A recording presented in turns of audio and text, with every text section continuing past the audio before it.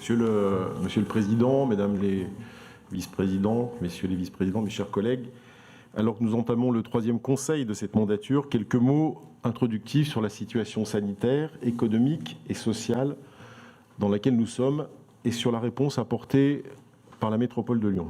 D'abord, sur la situation sanitaire, je garde en souvenir les premiers jours de mise en place de cellules de crise, de veille, d'instances de concertation avec les acteurs du territoire face à une épidémie qui battait son plein de manière exponentielle au début du mois de mars. Aujourd'hui, 5 octobre, nous ne pouvons que partager votre inquiétude, vous en avez fait référence dans votre propos introductif, au regard des principaux indicateurs de la situation épidémique, je n'y reviendrai pas. Je pense, et je crois que nous pouvons penser à ce moment précis, à toutes les familles qui ont perdu des proches touchés par cette maladie de manière abrupte. Chacun d'entre nous peut être concerné et l'a peut-être déjà été.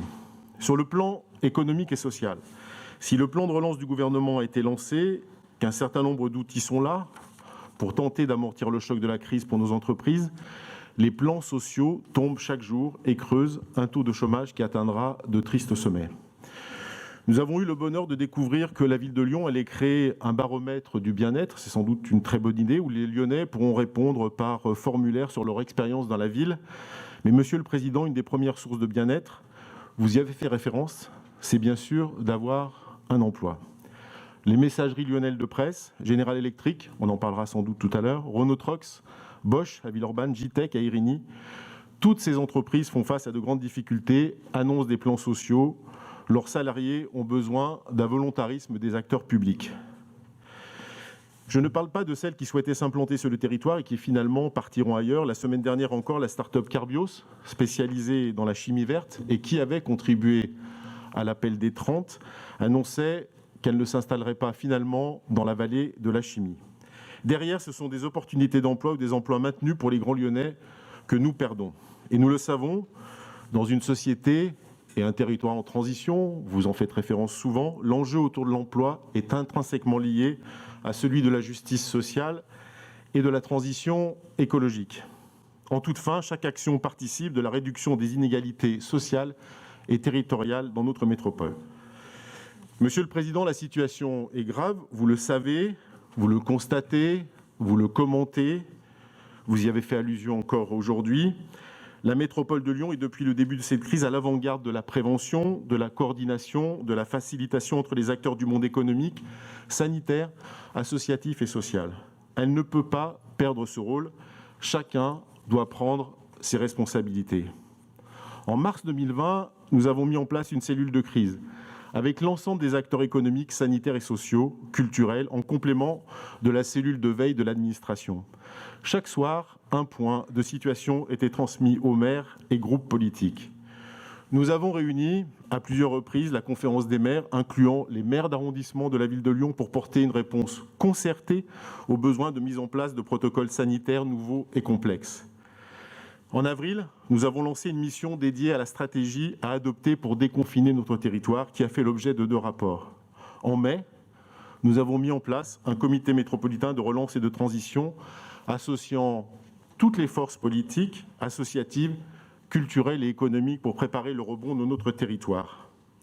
Nous avons constitué un stock stratégique de masques pour les habitants, les communes, les associations, en association étroite avec d'autres collectivités. Nous avons facilité le télétravail pour les agents. Nous avons porté, dès les premières semaines, un fonds d'urgence pour les entreprises de plus de 100 millions d'euros pour amortir dès les premiers jours les défaillances de trésorerie et venir compléter la politique portée par le gouvernement.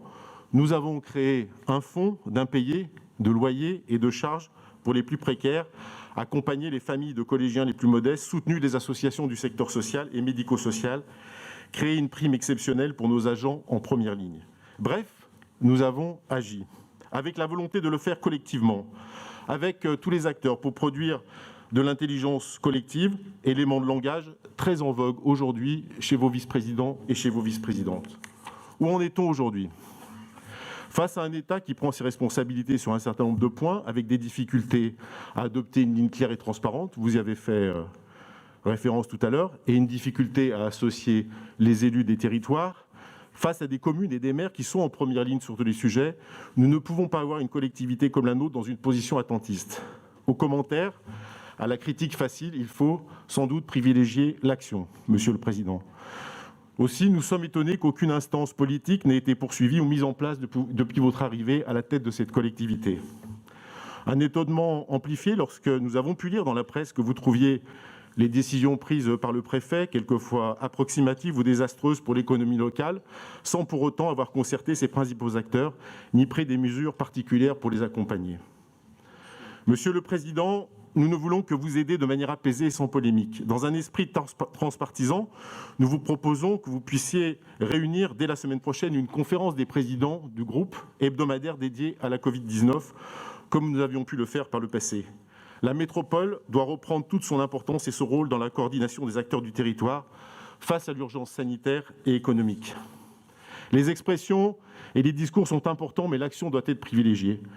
Je ne saurais vous conseiller de prendre 2 heures sous votre temps précieux pour aller voir le dernier film d'Emmanuel Mouret, si ce n'est pour les thèmes « l'amour, le désir, la fidélité », mais plus modestement pour le titre de ce film qui devrait vous inspirer « Les choses qu'on dit, les choses qu'on fait ». Je vous remercie.